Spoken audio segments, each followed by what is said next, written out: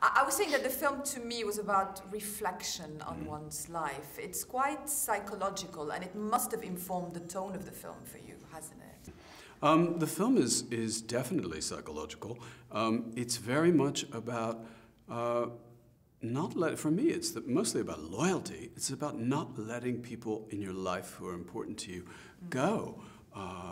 That's to me probably the main theme. And this woman is reflecting on her life, reflecting on the decisions that she's made, and she's found out that maybe she made some of the wrong decisions. I think our culture often tells you that if you have everything physically, materially, and this woman was raised in a hyper version of that. We meet her mother in the story, and we understand her background, and she is, in a sense, a victim of her upbringing and a victim of her own insecurity. She doesn't believe in herself enough to pursue her true dream, and she falls back into something that's safer and more understandable for her, which is this material world, which is quite cold emotionally for her.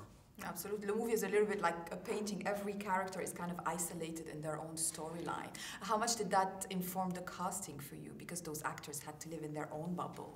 Well, each actor had to be incredibly strong. They do live in their own bubble. Writing the screenplay, there's a line that Jake's character says where he says, you know, Amy's character says, "I think you need to quit writing about yourself." And Jake's character says, "But no one writes about anything but themselves." And it's true, because all of us see the world through our own filter. We are all trapped inside ourselves. So of course that does work in these characters. However, in writing them, there's a lot of me in each of those characters, because I wrote their personality and wrote, of course, the things that they say.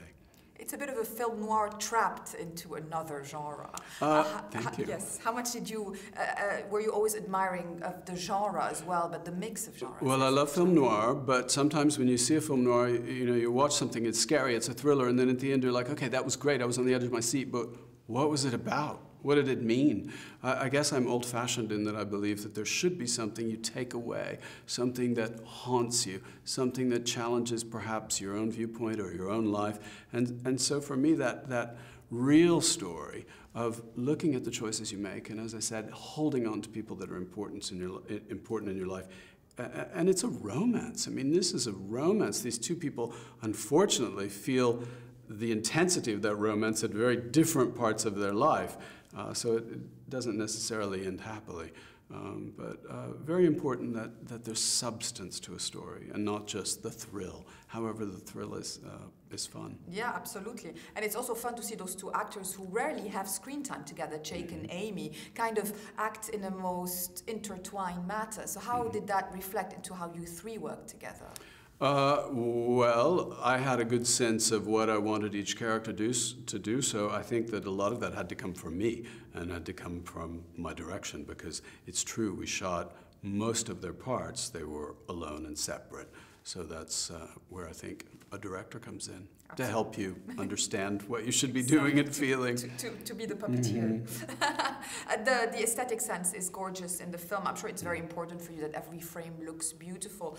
Does fashion inform that kind of love for aesthetics, or not at all? Well, aesthetics are important if you're a visual person, and film is a visual medium.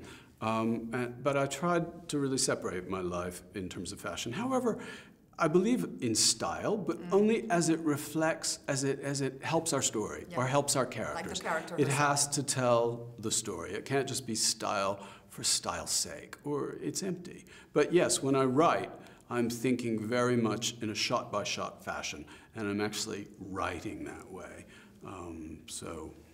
And I stay pretty true to it. Yeah, absolutely.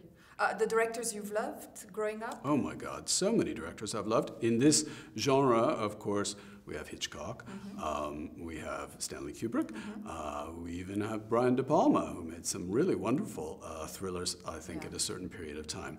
In terms of the opening sequence, believe it or not, was inspired by an Italian film called, well, loosely, The 10th Victim. I don't know if you remember the film. The all-white room and something kind of happening that's exciting. My real true soul and heart is probably American 1930s films, George Cukor. You would not know it from watching this film. But that is, that's what I grew up in, black and white American films from the 1930s and 40s. It's impossible to say who your favorite directors are. As a fashion designer, I've used Fassbinder so many times for visual references, but maybe less for the pacing or the timing of something like this. So I have a broad sense of film history, and I think those things go into kind of my hard drive, and I don't ever pull out literal interpretations, but of course all of it has influenced, I think, every director's vision, viewpoint. Absolutely. Venice is where it all started for you as a filmmaker, with your directorial debut. So how important is it for you to come back here? Oh, it's wonderful to come back. It feels like home. I lived in Italy for quite a while, in Milan and in Florence, and I work in Italy, and I still have offices in Italy. And so Italy for me is a second home.